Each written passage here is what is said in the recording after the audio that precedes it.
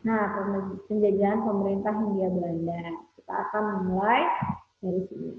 Nah, lihat 3 gambar tanaman yang ada di sini. Di sini ada kopi, ada perkebunan tembakau, dan ada tebu.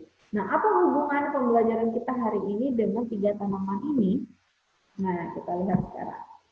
Nah, ketika jenis tanaman tersebut secara historis memiliki arti yang sangat penting, ditambah dengan tanaman-tanaman yang lain seperti nila dan karet. Tanaman tersebut telah menjadi tanaman pokok pada masa kolonial di Indonesia, terutama pada era tanam paksa. Pada masa itu, Indonesia berada di bawah penjajahan pemerintahan kolonial Belanda. Kebijakan tanam paksa ini telah menyengsarakan rakyat Indonesia. Tadi sudah kita bahas juga tentang bagaimana mereka akhirnya menjajah pada kemarin. Sekarang masa pemerintahan Republik Batak. Nah, apa sebenarnya masa pemerintahan Republik Batak? Pada tahun 1795 terjadi perubahan di Belanda.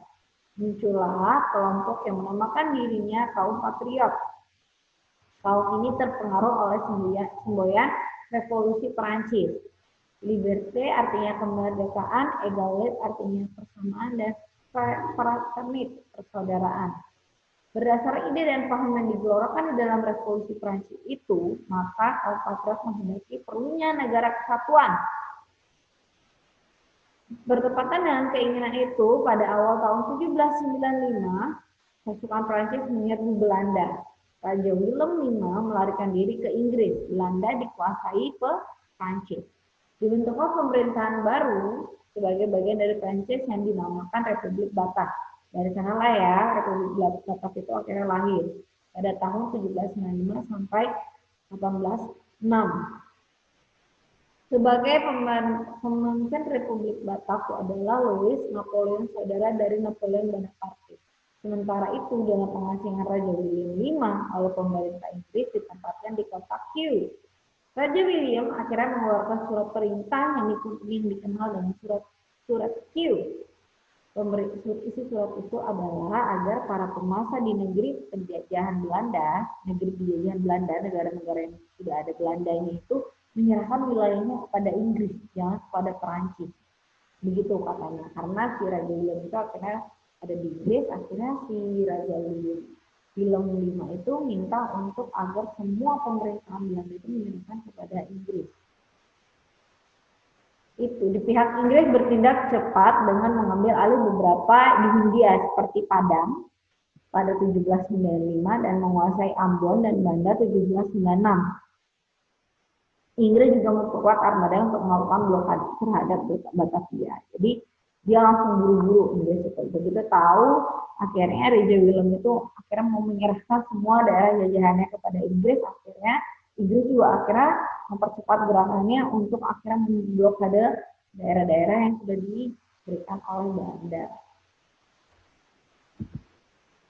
Nah, Prancis dan Republik Batak juga tidak ingin ketinggalan untuk segera mengambil alih seluruh daerah bekas kekuasaan VOC di Kepulauan Nusantara.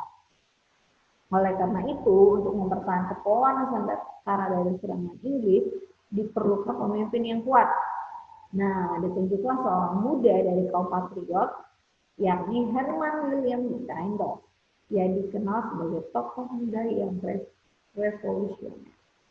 Nah, sampai di sana kita akan mengenal si Herman William Daendels. Pemerintahan Herman William Daendels 1808 sampai 1811. Nah, dalam bidang pertahanan dan keamanan, ya, tugas Daendels itu memenuhi untuk mempertahankan Jawa dari serangan Inggris. Nah, Daendels melakukan langkah-langkah. Yang pertama, membangun benteng-benteng pertahanan baru. Yang kedua, membangun pangkalan-pangkalan angkatan laut di Anyer dan Ujung Kulon. Namun pembangunan pangkalan ujung boleh dikatakan tidak berhasil. Yang ketiga, meningkatkan jumlah tentara dengan mengambil orang-orang pribumi karena pada waktu pergi ke Nusantara, Daendels tidak membawa pasukan. Oleh karena itu, Daendels menambah jumlah pasukan yang diambil dari orang-orang pribumi, yakni Dari 4.000 orang menjadi 18 orang.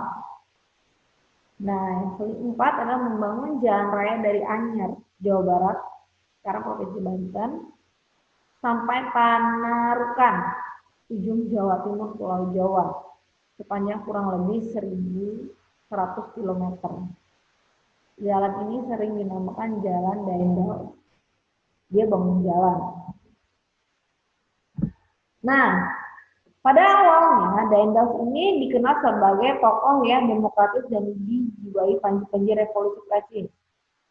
Namun ia berubah menjadi diktator. Daendels juga mengarahkan rakyat untuk kerja rodi. Dengan kerja rodi itu maka rakyat yang sudah jatuh miskin menjadi semakin menderita. Apalagi kerja rodi dalam pembuatan pangkalan di ujung kulon, karena lokasinya yang begitu jauh, sulit dicapai dan penuh dengan sarang nyamuk malaria. Oleh karena itu wajar kalau kemudian banyak yang jatuh sakit, bahkan tidak sedikit yang meninggal. Itu. Nah, tidak hanya itu saja, dalam bidang pemerintahan pun dia selain melawan para raja. Jadi kalau misalkan pada saat penjajahan VOC, para pemimpin VOC itu ketika dia mendatangi raja-raja yang ada di Nusantara, itu dia masih menghargai. Maksudnya itu dia masih menghormati segala aturan-aturan yang sudah ditetapkan oleh raja. Itu akan dilakukan oleh pemimpin-pemimpin di VOC pada saat itu. Misalkan tidak diizinkan menggunakan payung emas, jadi raja-raja pemimpin-pemimpin VOC itu tidak akan melakukan itu. Jadi dia akan menuruti apa yang sudah ditetapkan oleh raja-raja di Nusantara pada saat itu. Namun Daendels berbeda. Ketika dia datang menjadi raja, apa yang sudah disuka oleh raja-raja Nusantara, apa yang sudah ditetapkan akan dia lawan. Jadi akan ditentang. Nah, selain melawan para raja, Daendels juga melakukan beberapa tindakan yang dapat memperkuat kedudukannya. Yang pertama, membatasi secara ketat kekuasaan raja-raja di Nusantara. Yang kedua, membagi Pulau Jawa menjadi 9 daerah prefektur. Ya, yang memiliki wilayah otoritas. Yang ketiga, kedudukan bupati sebagai penguasa tradisional diubah menjadi pegawai pemerintah kolonial yang digaji. Sekalipun demikian, para bupati masih memiliki hak feodal tertentu. Yang keempat, kerajaan Banten dan Cirebon dihapuskan dan daerahnya dinyatakan sebagai wilayah pemerintahan koloni. Sampai di bidang pemerintahan, kita masuk ke bidang peradilan. Nah, untuk memperlancar jalannya pemerintahan dan mengatur ketertiban dalam kehidupan masyarakat, Daendels juga melakukan perbaikan di bidang peradilan. Daendels berusaha memberantas berbagai penyelewengan dengan mengeluarkan berbagai aturan. Daendels membentuk 3 jenis peradilan. Yang pertama, peradilan untuk orang Eropa. Yang kedua, peradilan untuk orang Timur dan asing. Dan yang ketiga, peradilan untuk orang-orang pribumi. Peradilan untuk kaum pribumi dibentuk setiap prefektur, misalnya di Batavia, Surabaya, dan Semarang. Jadi sendiri-sendiri. Gitu. Yang prefekturnya sudah ditetapkan sebelumnya kan oleh Daendels. Jadi peradilan untuk orang-orang pribumi, untuk orang-orang kita itu dia sendiri. Nah, yang kedua itulah peraturan untuk pemberantasan korupsi tanpa pandang bulu. Pemberantasan korupsi diberlakukan terhadap siapa saja termasuk orang-orang Eropa dan Timur. Masuk ke bidang sosial ekonomi. Daendels juga diberi tugas untuk memperbaiki keadaan di tanah Hindia, sembari mengumpulkan dana untuk biaya perang. Oleh karena itu, Daendels melakukan berbagai tindakan yang dapat mendatangkan keuntungan bagi pemerintah kolonial. Beberapa kebijakan dan tindakan Daendels itu, misalnya, yang pertama, Daendels memaksakan berbagai perjanjian dengan penguasa Surakarta dan Yogyakarta yang intinya melakukan penggabungan banyak daerah ke dalam wilayah pemerintahan kolonial, misalnya daerah Cirebon. Yang kedua, meningkatkan usaha pemasukan uang dengan cara pemungutan pajak. Yang ketiga, meningkatkan penanaman tanaman yang hasilnya laku di pasaran dunia. Yang keempat, rakyat diharuskan melaksanakan penyerahan wajib hasil pertaniannya. Yang kelima, melakukan penjualan tanah-tanah kepada pihak swasta. Nah, sekarang tadi sudah pemerintahan Daendels, sekarang kita masuk pemerintahan Jensen 1811 setelah Daendels.